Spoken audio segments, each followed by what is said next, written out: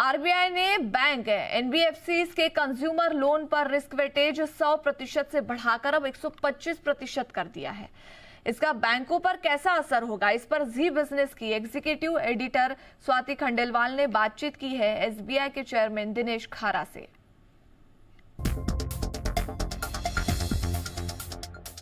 ये जो बड़ी अनाउंसमेंट आई है, इसका हमें पहले तो सर मायने आप समझाएं।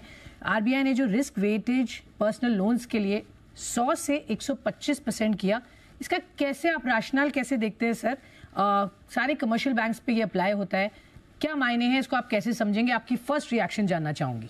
क्रेडिट क्वालिटी के लिए कंसर्न था, तो इसलिए आरबीआई द्वारा ये अनसिक्योर्ड क्रेडिट के ऊपर जो रिस्क वेट है ये 125% किया गया है। जो कि अगर इसको एक कॉन्टेक्स्ट में आपको बतलाना चाहूँगा कि कोविड से पहले भी ये रिस्क वेट 125% ही हुआ करता था। कोविड के दौरान इसको 100% किया गया था और वो भी चल रहा था। तो इम्पैक्ट ये होगा कि अपनी लोन ग्रोथ को सपोर्ट करने के लिए एनबीएफसीज को या बैंकिंग सिस्टम को और अधिक कैपिटल ईयरमार्क करना पड़ेगा अनसिक्योर्ड लोन्स के लिए। इससे आरओई और आरओए पे क्या इम्पैक्ट पड़ेगा सर?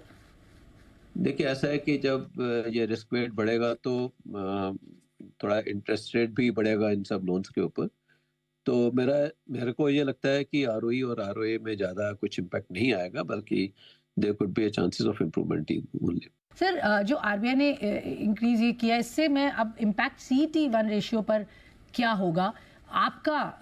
कितना करंट CET1 रेशियो है? इसका जो इम्पैक्ट है वो अगर रेकन करेंगे तो अनसिक्योर्ड लोन का इम्पैक्ट जो है हमारे लिए तकरीबन 25 से 30 बेसिस पॉइंट तक का आएगा। तो आप देखिए कि अगर 109% जो हमारा प्रॉफिट था उसमें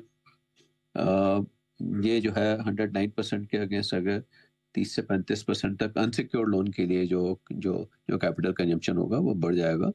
तो वी हैव सफिशिएंट रूम जिससे कि हम अपनी ग्रोथ रिक्वायरमेंट्स को मीट आउट कर सकते हैं। इम्पैक्ट क्या होगा कॉस्ट ऑफ फंड्स और एनआईएम्स पर इसका सर?